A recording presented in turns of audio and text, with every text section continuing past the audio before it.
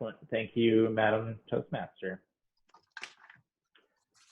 Aside from living as a human, there is one experience that we all have in common. I'm talking about our perceived journey through time, as Tom mentioned earlier. We all have a past, a present, and a future, a life, and an inevitable death. Our existence in time is linear. We can have memories of the past, but we can only move away from them towards the future. From the moment we're born, the clock starts. Unfortunately for some, there isn't much time on that clock. Others are luckier. But regardless of these variables, we can control how we spend our limited time. And we only make that decision once for each increment of time. There's no return policy if we spend it unwisely, and we can't make more of it to spend later. What I'm telling you likely isn't new information, and if that's the case, the only question I have is why do we waste time? Outside of requirements beyond our control, such as sleeping, eating, the necessity of employment, we are all free to do as we please with our time. And the majority of people, myself included, tend to almost unconsciously waste it. Though most of us realize that working to build a life we enjoy is always much better use of our time than procrastinating. But our brains have trouble prioritizing the here and now, often seeing more benefit in short-term entertainment over long-term fulfillment. Every moment spent not in pursuit of our dreams and goals is a waste.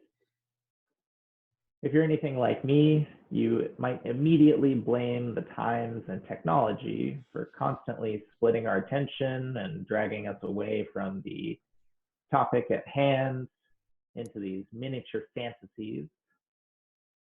But the waste of time has haunted humanity since the dawn of time.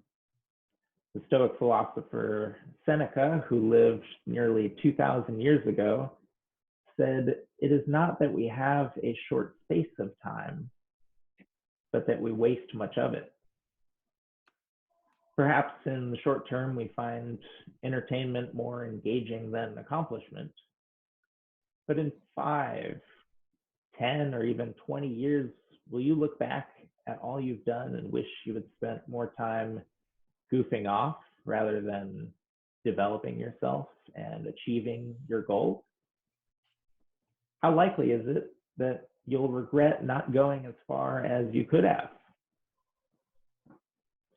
Realizing the immense value of time is the most important piece of awareness one can develop in life. To understand the value of 1 year, try asking a student who just failed a class. To understand the value of a millisecond, ask an Olympic silver medalist. By now, you might be thinking back at all the times you've wasted time in the past, and I'm going to have to ask you to stop doing that. Time spent worrying and regretting is time wasted. What's more important is to build the awareness and push forward in a new direction.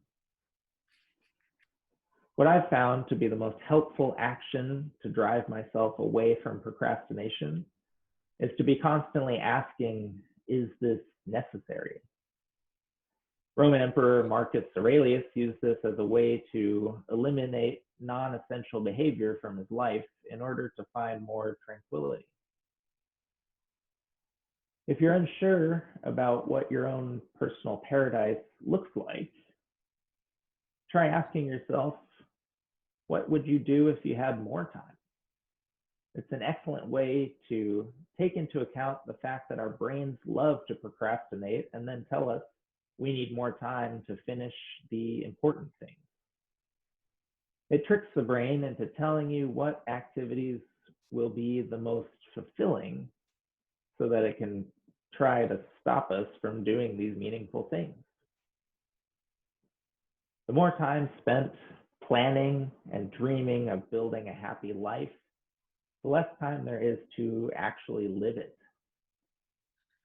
We can all benefit from taking a step back and looking at how our time is spent, so long as we don't dwell on it and worry about how much time we have left. The smallest act of awareness can yield a lifetime of fulfillment.